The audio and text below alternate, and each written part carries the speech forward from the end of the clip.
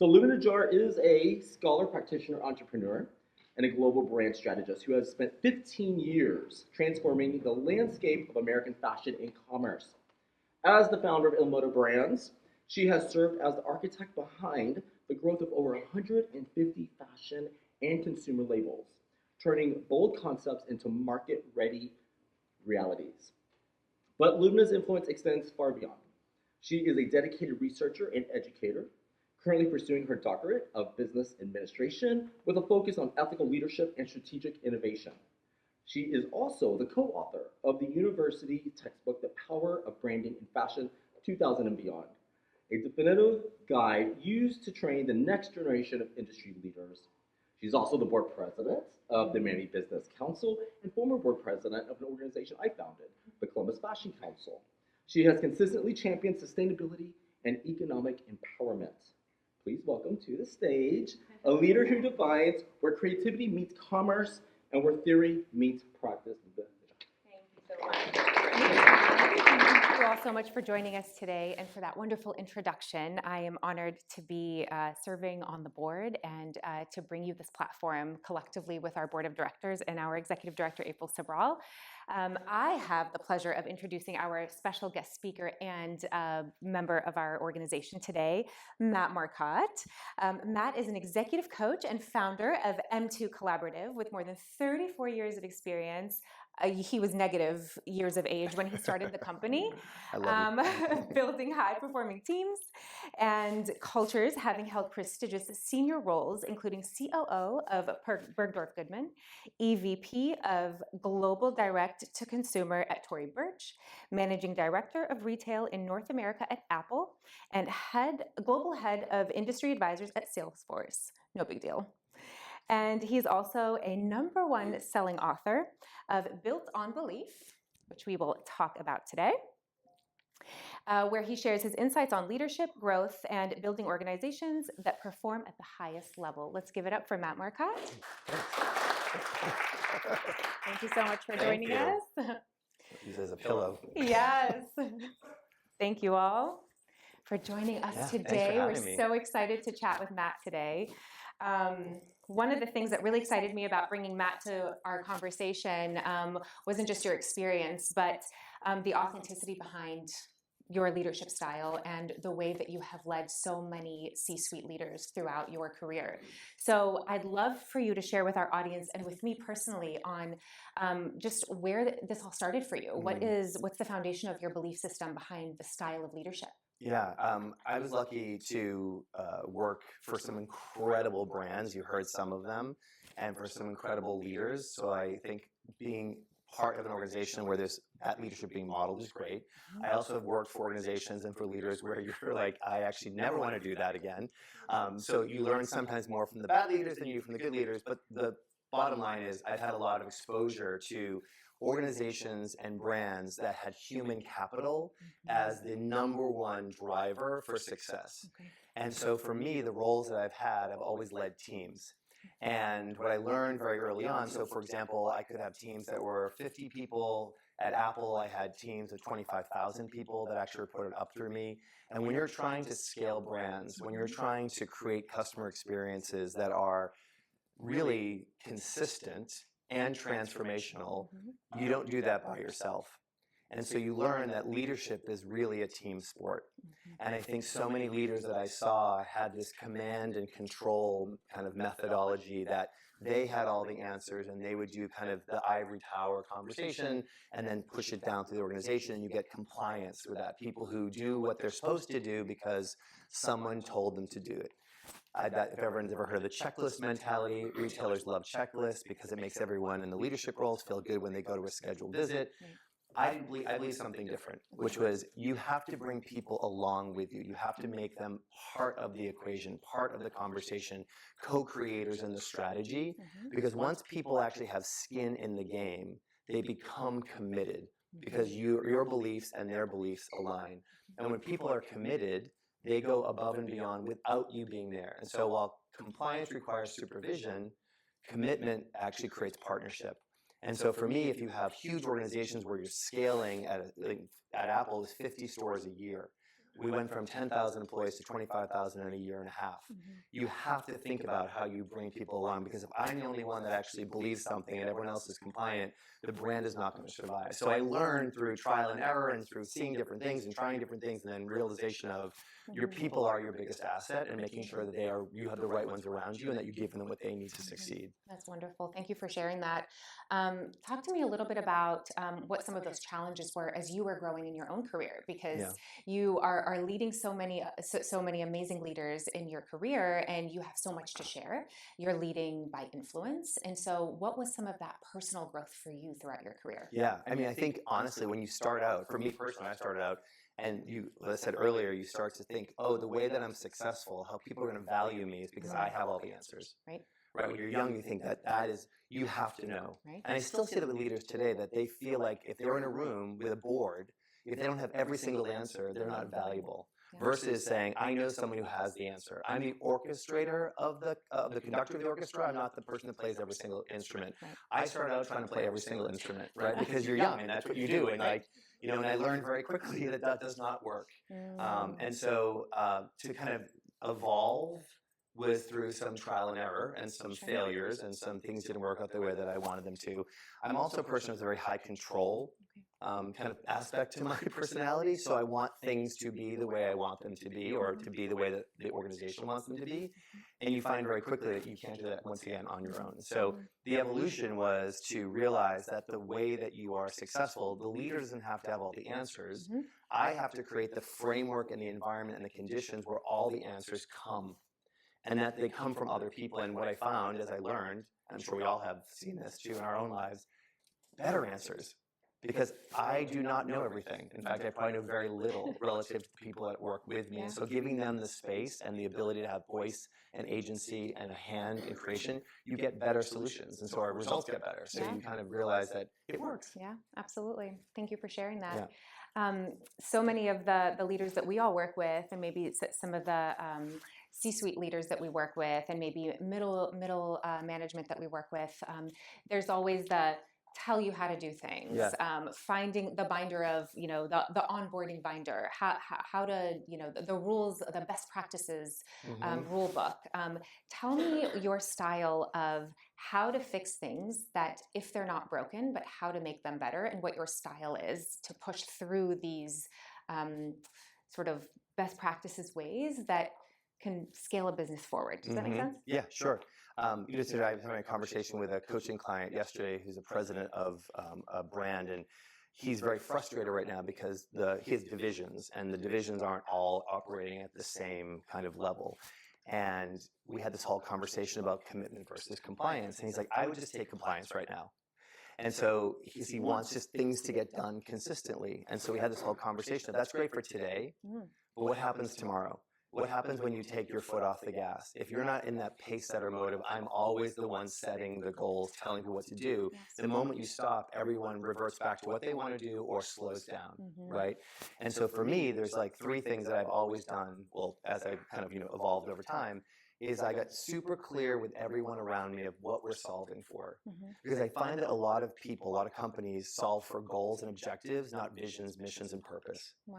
And when you actually substitute purpose for metrics, you're dead in the water. Because metrics is not a long-term solution, that changes. And so the first thing to do is say, what are we solving for? What is our brand trying to do? How is it different? What makes us unique? What are all the things that we are, our secret sauce? Does everyone agree with that? Are we aligned on what we're solving for? And then the second part as a leader is to make sure we understand where we are today.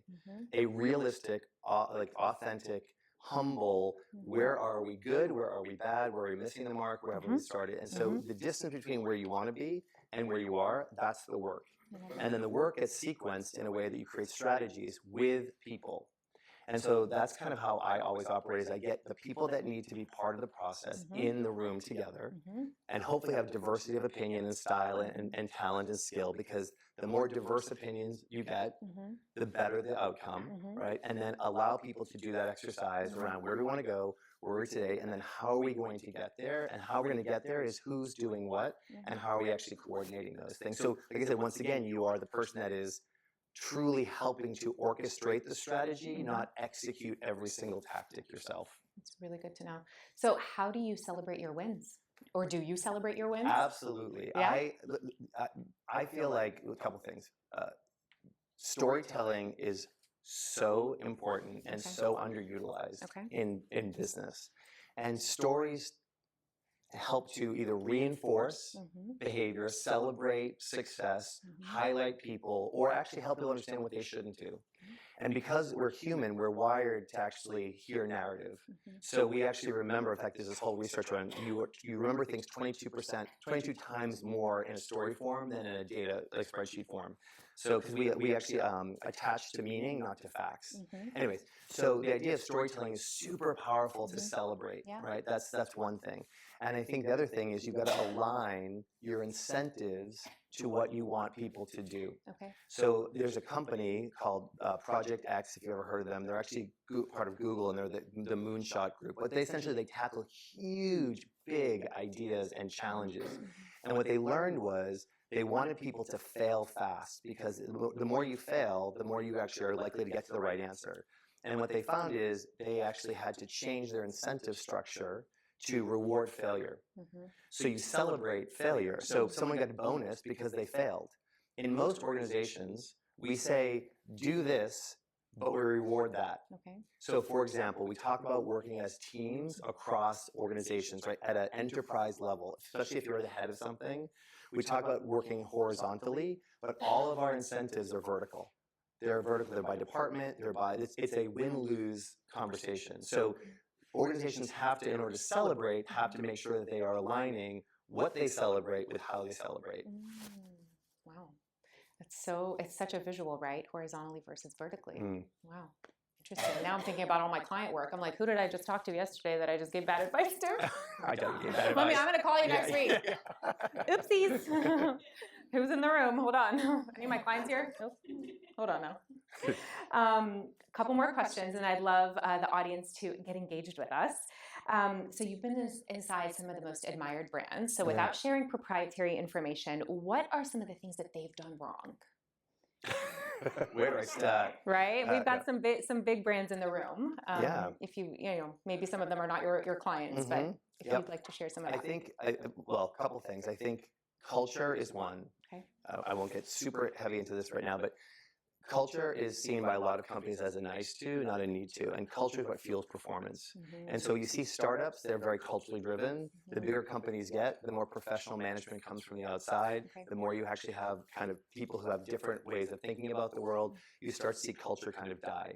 And when culture dies, then you're left with tactics and logistics as kind of the things you're actually pushing for, right? So I've seen as companies scale, the not enough emphasis on scaling culture. That's one of the things I think Apple did really well, was actually, because it's a very culture-driven company. So how do you scale a culture? Because people love Apple, and oh, by the way, they sell products, right? So how do you do that, right? So that was one of the things I think people do badly. The other thing is not vetting people that come in through a culture and belief lens.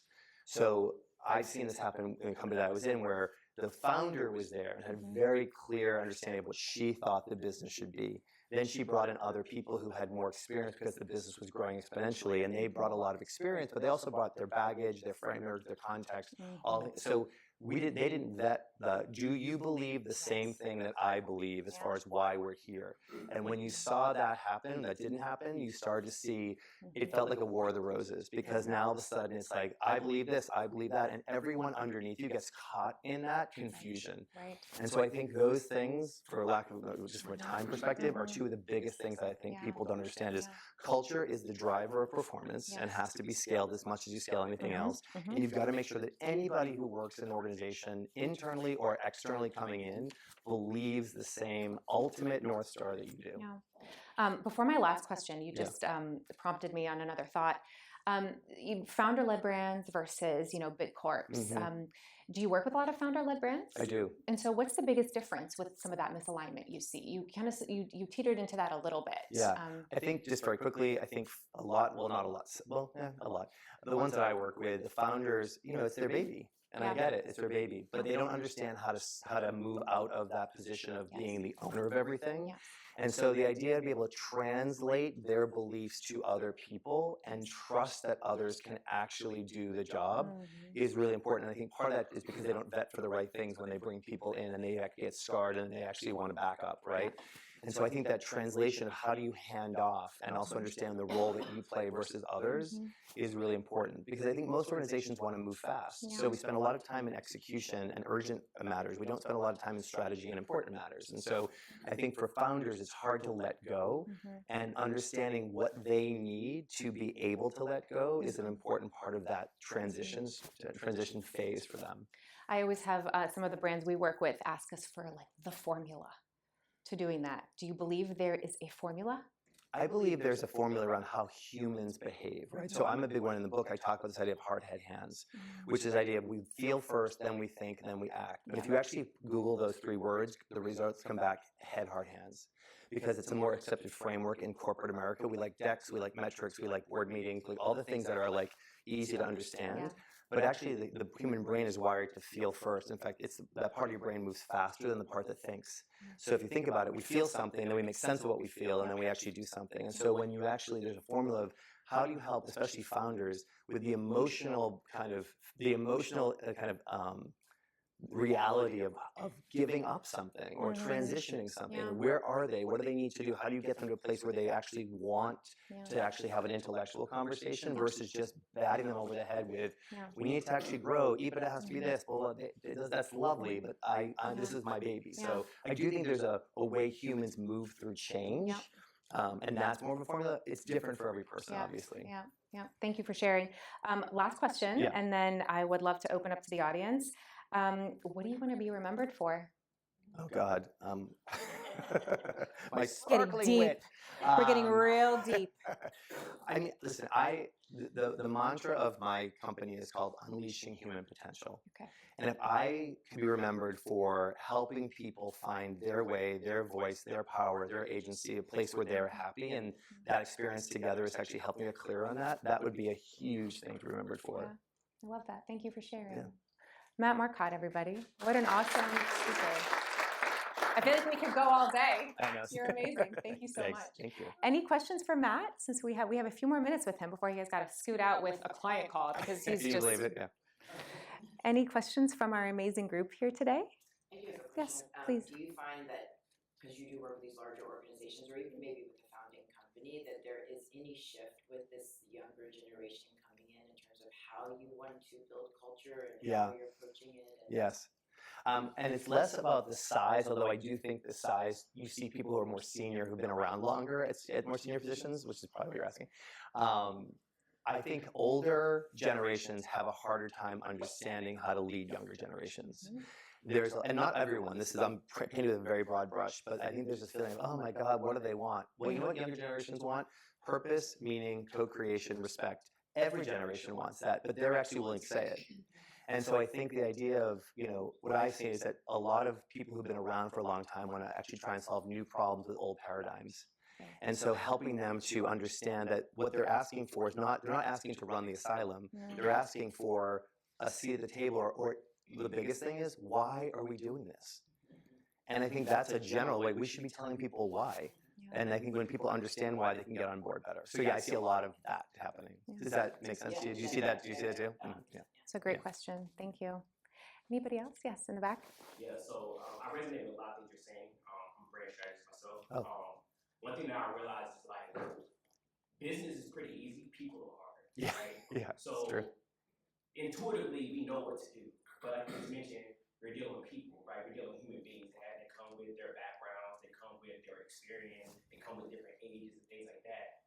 The biggest thing that I'm realizing is there's a contradiction between, as you mentioned, you're right, 100%. I think everybody nodded their head, yes, we talk about culture and the importance of that, but then it's also the reality of having to hit certain metrics as far as profits, KPIs, OKR, whatever it is your frameworks as far as goals.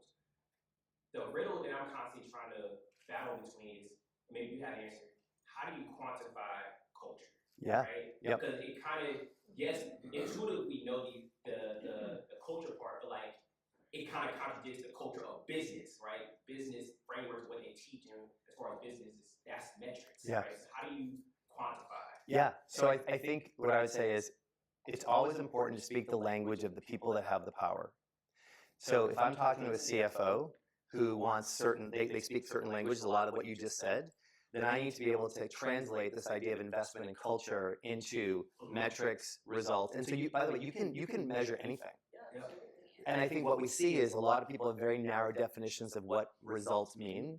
And so I think the question becomes, are they willing to have a broader aperture around defining results? It can be milestones, it can be a movement, it can be all the things, right? Because I'm sure you're doing the exact same thing. Yeah. So, but doing it in a way that actually is the language that's important to them and giving them something that they feel. So I think what I see a lot of times where it doesn't work is the people who are the champions for, say, culture investment. It's like when you go to like France and you don't speak French and you actually, instead of learning the language, you just yell at the person who speaks French because they don't understand me, they're just deaf. Right? Like Americans have this thing about we just yell louder, right? Versus translating into the language. So this becomes when I speak one way, you speak another, and we're not meeting in the middle. And what I always say to people, if you're the one trying to make something happen, it's not incumbent on the person you're talking to figure it out. You've got to actually translate to their language. So that's one way of I would say. And metrics can be, I measured a lot of things. Yeah, and I think one thing you mentioned is like, and you're kind of getting to where I have kind of leaned towards is there's quantitative data, there's also qualitative data, Right. Yeah. Getting people to understand, like, most companies don't track the qualitative data when we talk about team morale. What does that look like? Are people promoters versus retractors and things like that? So Yeah. I think there's an opportunity for companies to actually figure out ways to capture the morale and qualitative data, even when we talk about Absolutely. employee retention, Yeah. right, long-term goals. Because I know from being a founder and a business owner myself, that reset button is also annoying too, where you have hires and you got to reset. It's expensive. It's expensive. I mean, it's super. That's another metric you can actually share, right? How much replacement costs are, right? The other thing I'd say just quickly to that is I think one of the things that we have got to get better at is investing with our leaders in actually becoming leaders, not managers. You manage process, you lead people, and I think we're really good at managing process. We're not great at leading people, and because it's messier, to your point earlier, but also it's a different skill set. Like it's being a psychologist, a sociologist, all these things that leadership, because it's human, like everything you just said. And so what I see is people, they're afraid of that. And so they want to lean into the safe, which is metrics, because it's actually there's distance. But leadership is really about showing up in a very human way and actually helping people through journeys and processes, right? So that to me is huge. And if you think about AI, I know we have to go. If you think about AI, if we've all read about AI, what AI is going to be from an efficiency perspective, and then we go, well, what's left for humans? If you actually look at the list, what's left for humans? It's things like emotional intelligence, nuance, creativity, all the things that are about connectivity back to another human. Yes. And leaders, we've got to invest in that because that's how you lead, right? That's right. Thank you so much. Thank you, Matt, for being here Oh my today. God, thank you. So I know this quick. Thank you so much for inviting me. I really appreciate Absolutely. it. Thank you so much, everybody. And feel free to, feel free to buy the book. Yes, it's on Amazon. Shameless plug, Amazon. Yes, not shameless. Thank you so much, Matt. And thank you, everybody. We're Thanks still so much, around. everyone. Please enjoy the rest of breakfast. And I know Matt's got to scoot out for a call, but quick photo, sure. yes. Oh, are we photo or? Yeah. Okay, all right. Hold on, let me cover my legs. Thank you so much. Thank you very much. All right, thank you, Matt. Thank you so Do the much. best. Thank you, sir.